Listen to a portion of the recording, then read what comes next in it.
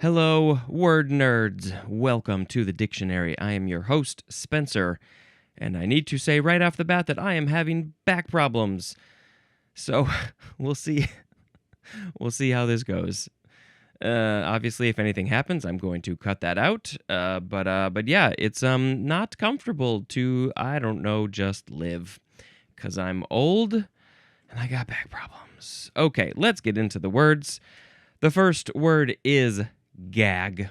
We have a couple forms of this word. The first form is the verb. It is from 1509. We are starting with transitive. Number 1A, to restrict use of the mouth of by inserting a gag.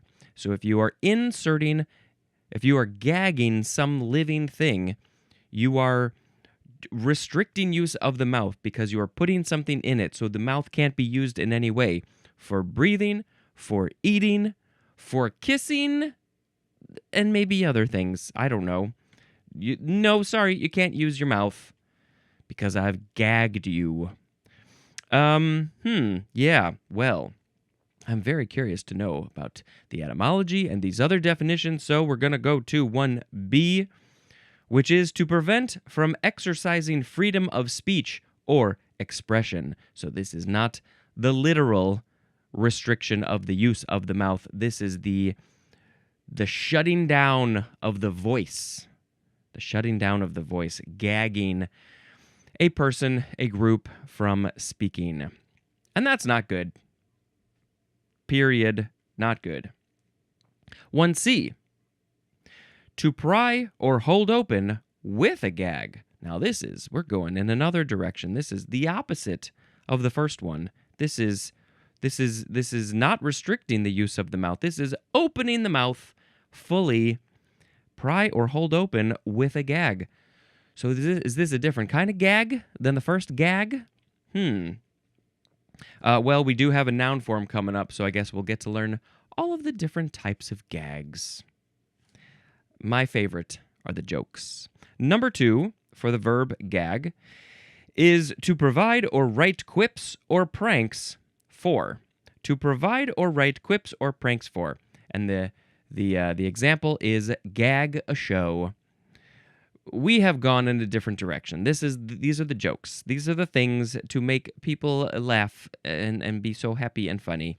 Our show just does not have enough gags in it. Can you please gag our show? Oh, you want me to restrict the voice of the show? No, I want you to make it funny. Funny! Okay, next is number 3. To choke or cause to retch. To choke or cause to retch. Well, I don't remember this story. I mean, I don't really remember it. I think I have a vague memory of part of it. But when I was maybe 2 or 3, very, very little, I was gagging because there was food stuck in my throat, and my dad had to take the food out of my throat.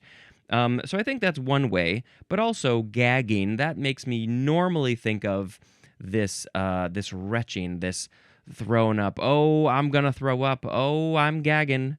Oh, I'm gagging, baby, I'm gonna throw up. I ate some bad food. It got stuck in my throat, but then I ate it, and then it messed up my stomach, so I'm gagging. That was fun. Now, we have intransitive. 1A, the synonym is choke. But also, to suffer a throat spasm that makes swallowing or breathing difficult. A spasm in the throat to make swallowing or breathing difficult. I have had difficulty swallowing things, but I don't think I've ever had a spasm in the throat. Yeah, I'm choking. Ha ha ha ha. Well, I guess what are all the different types of choking? Choking is like there's something stuck in my throat. Or maybe some liquid went down funny, food went down funny. That's definitely choking. Is that gagging? Yeah, I guess that would be gagging a bit. There's that movie Choke. Very good movie. I only saw it once. Number 1B, the synonym is wretch. And yeah, I think of the throwing up. Number 2, to be unable to endure something, the synonym is balk. Like I'm balking at, gagging at. I can't do that thing. Right now, with my back the way it is, I guess I can't. I feel like I'm unable to endure standing and moving, even though sitting makes it worse. It tightens it up, so moving is good, maybe, kind of. I don't know. So I'm gagging at standing and moving. Number 3, to make quips. I think this is similar to the jokes. Aha, I like to make gags. Gagging. Gagger, that is a noun. Now, the etymology says this is from the Middle English gagen, which means to strangle. That's pretty much it. So, strangling, yes. So restricting the throat from the breathing. That's where this all comes from. And then, of course, all these other things came up. But the jokes, the quips, those other things, the pranks, how did it become that? That's what I'm very curious about. Oh, sound effect. Do we make a gagging sound effect? I don't think people would enjoy that very much. But I guess that's the only thing I can do. So I'll go, ha. Now we have the second form of gag, noun from 1530. Number 1, something thrust into the mouth to keep it open or to prevent speech or outcry. Please don't be making any speeches. I'm going to gag you. I mean, of course, the first thing I think of is some sort of rag, towel, ball, whatever to just fill the mouth. We just watched a movie last night where somebody was gagged because they were saying stuff and people didn't want them to say stuff, and so they threw a towel in their mouth. I guess there's other kinds. There's other kinds that you keep the mouth open. Maybe like in the Clockwork Orange, they kept the eyes open. Maybe there are similar things. The dentist has things to keep your mouth open. To gag you? I guess that's a gag too. I don't know. I wouldn't have thought of that. Number 2, an official check or restraint on debate or free speech, as in a gag rule. Maybe heard this. Gag laws, gag rules. So you're saying we're checking this free speech. We're checking this debate. We're saying nope, sorry, you can't do that. It's a gag rule. We're gagging you from speeching. From speeching? Number 3, a laugh-provoking remark or act. Does that act provoke laughter in you? Oh, yes, it provokes laughter in me. Then I shall call it a gag. Why? I wonder if there's some connection with the act of laughing. Is the act of laughing gagging? Like maybe if you're laughing so hard that you can't breathe, and so it has gagged you in that way? Is that possible? Maybe the remark or act gagged me because I couldn't speak because I was laughing so hard. Or maybe just laughing in general. You're not speaking, but you're laughing. I think it's all possible. So, yeah, that's why maybe it's a gag. Okay, number 4, the synonyms are prank and trick. Yep, I would say very similar to number 3, although pranks or tricks, usually the receiver of that is not laughing. They don't appreciate it usually. All right, now we are moving on to... I believe this pronunciation is saying gaga, but of course sometimes we like to say gaga. But yeah, normally it's gaga. This is an adjective from 1917. Number 1, the synonyms are crazy and foolish. Lady crazy, lady foolish, Lady Gaga. Is she the crazy or foolish one? Are we crazy or foolish for liking her? Are we just all crazy and foolish? And she maybe her personality, she is not crazy or foolish, but this character that she puts on, she's a little, she's a little interesting, a little foolish, acting foolish, doing things that are not quote unquote normal. Oh my gosh, my stars. Gaga. She's gaga. Okay, number 2. Marked by wild enthusiasm. The synonyms are infatuated and doting. Yes, maybe as fans of Lady Gaga, people are infatuated by her, for her. We have wild enthusiasm. That could be another reason why she is called Lady Gaga. Has she ever said why? Has she explained why she has used this name? Should I just look up? Has Lady Gaga explained her name? Explain your name. Explain yourself. Yes, Lady Gaga has explained the origin of her name, which came from the Queen song Radio Gaga. Maybe I did hear this.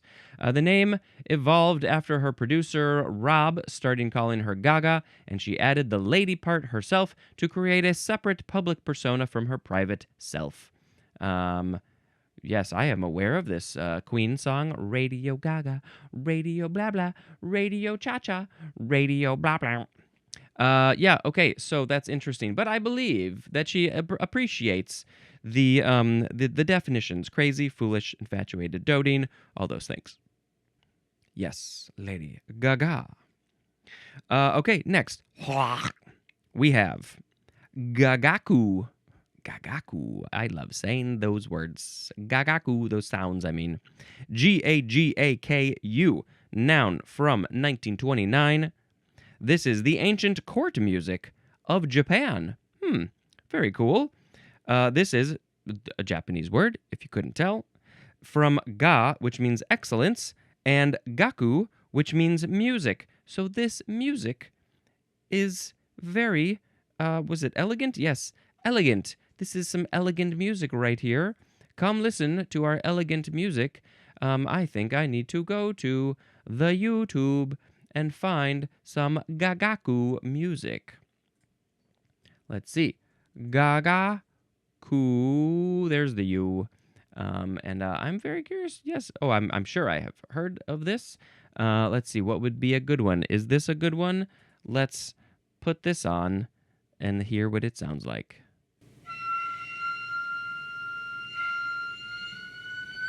It's like a flute thing.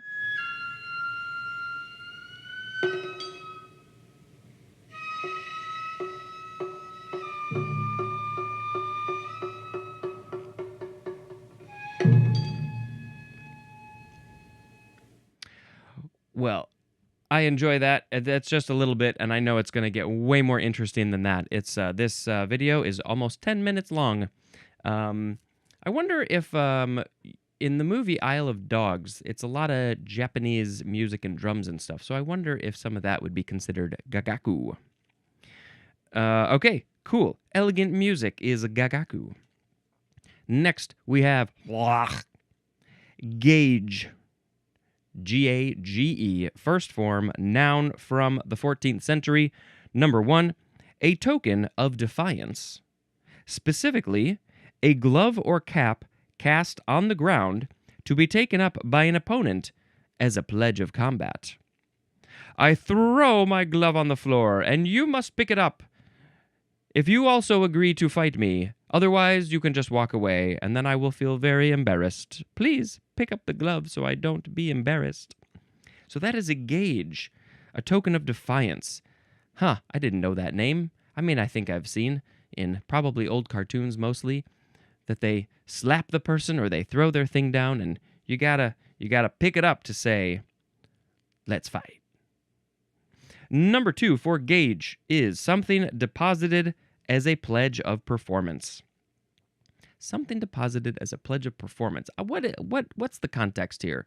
A gauge. It's not the gauge like their gas gauge. Well, the etymology says this is a Middle English word which means pledge or reward. And there's more of the word wage. That's interesting. I think of wage, reward. That makes sense. Maybe money. Yeah, I don't know. Something deposited as a pledge of performance. I'm going to perform something, and to prove it, I'm going to deposit this gauge somewhere. I'm a little confused. Am I just dumb?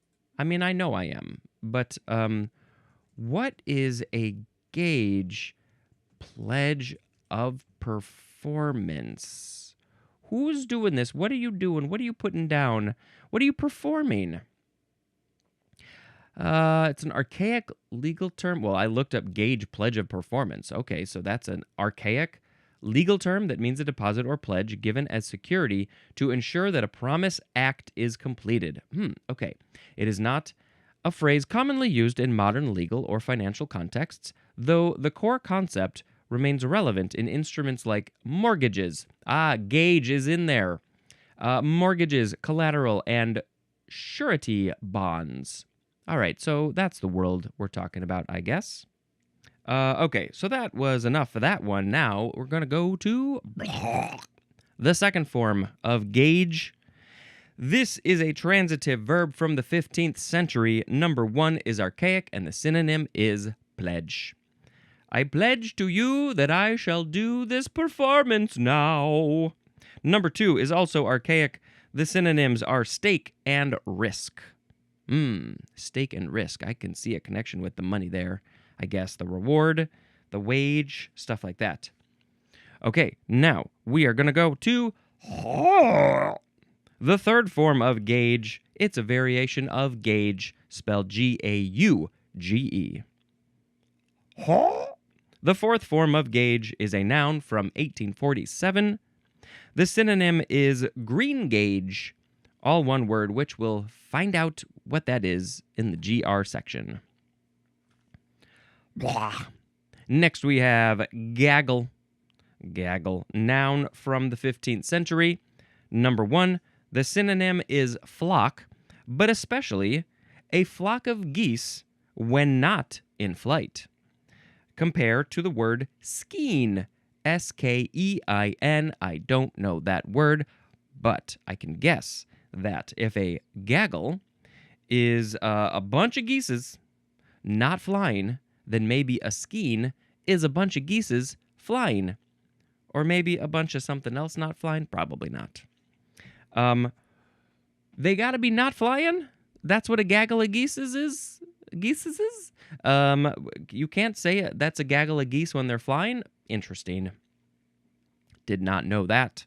I guess I have to stop saying, look at that gaggle of geese up in the air. Because that's always what I say when I see a bunch of geeses flying. Or gooses and geese. Number 2, for gaggle, a group, aggregation, or cluster lacking organization. As in, a gaggle of reporters and photographers. They got to get organized. They need a leader to come in and be like, all right, everybody, let's get together. We don't want people calling us a gaggle. We're not a bunch of gooses not flying. We're reporters and photographers, and we should be more organized than this. All right, so everybody get in your lines and do your jobs. Chop, chop.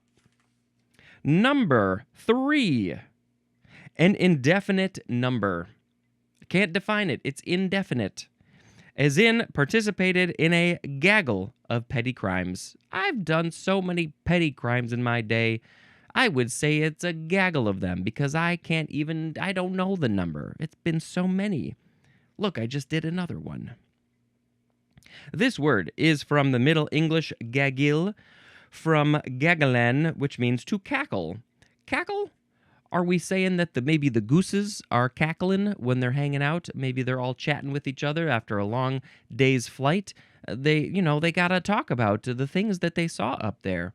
And then they're like, no, they sound like honk, honk.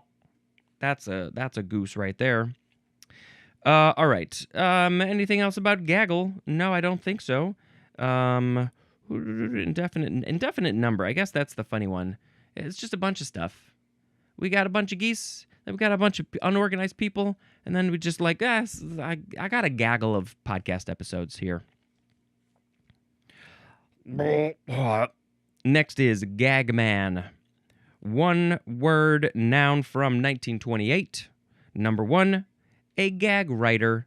This would be the quips and the pranks and the jokes and all those things. Your gag man. I could never come up with be a gag man. Number 2, the synonym is the number 2 definition for the word comedian. If you're writing jokes, coming up with things to make people laugh, you're a gag man. Maybe sometimes I'm accidentally a gag man on this podcast, but I don't make money at it. I'm not a professional. Next is gag order. 2 words, noun from 1952. This is a judicial ruling barring public disclosure or discussion, as by the press, of information related to a case. Broadly, a similar non-judicial prohibition against the release of confidential information or against public discussion of a sensitive matter. Sorry, you can't talk about it. I'm putting you under a gag order. No, please don't say it. Don't say it, don't spray it either. Going under a gag order. Okay, yeah, sometimes you'll see, that person's not allowed to talk about that case, so we got to throw in a gag order on them. Put a ball in their mouth. Blah. Next is gagster. Gagster, noun from 1935. The synonym is gagman, which we just talked about, but also one who plays practical jokes. Who out there is a gagster? Do you like to play practical jokes on people? If you are a practical jokester, a gagman, a gagster, if you will, what are some of your favorite pranks that you have pulled? I have heard that there are many actors who like to be gagsters with their fellow actors and crew. Was it George Clooney, I think, is famous for being a gagster. Oh, you know that George Clooney. He's such a gagster. Anybody else? Yeah, I guess I didn't really do this so much. Even on April Fool's Day, I'm not typically coming up with gags. I should start planning now. I shall be the most gagstery of the gagsters. Next is ganite or gawnite. What's the I think it's one of the gawnite. Gawnite. Gahnite, noun from circa 1808. This is a usually dark green mineral consisting of an oxide of zinc and aluminum. And it's called gawnite. It's from the German Garnet, which is from J.G. Gahn, who was a Swedish chemist who died in 1818.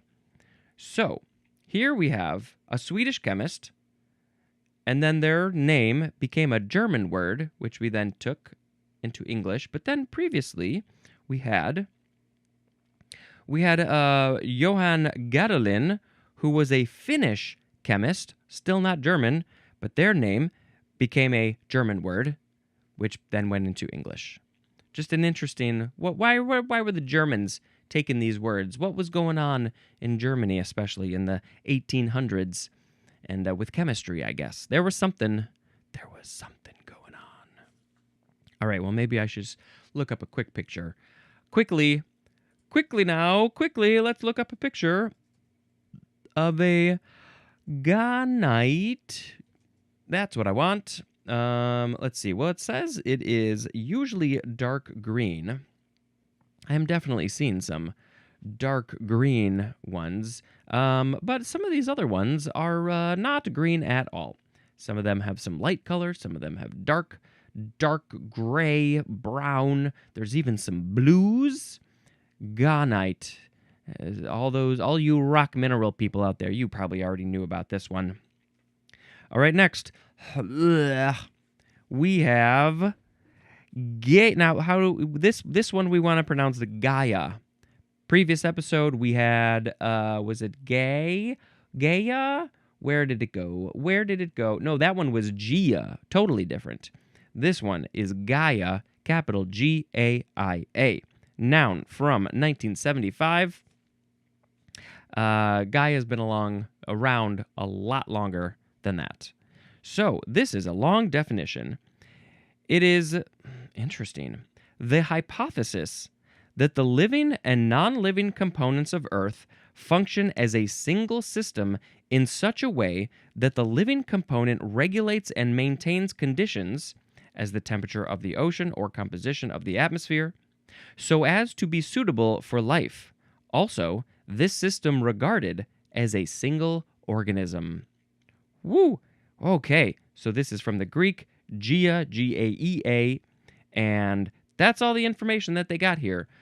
So it's interesting that it's worded as the hypothesis that the living, blah, blah, blah, the living and the non-living components of Earth functions as a single system in such a way that the living component regulates and maintains conditions so as to be suitable for life. This is what it's all about. This is life. This is Mother Nature, the Earth, balance. Man, I'm going to put a link in the show notes for this, for Gaia, because I've heard Gaia be described as Mother Nature, essentially, which is kind of what this is talking about, but it's described as a hypothesis. A hypothesis?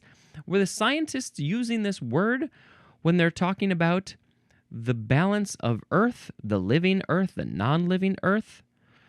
I don't know, let's just look up a little something, because, I don't know, I feel like people have different uses of this word, different ways that they're going to use it. Yes, the Greek goddess. She is the primordial Greek goddess of the earth, often called Mother Earth. She emerged at the beginning of creation and is the ancestress of many deities, including the Titans and the Olympians.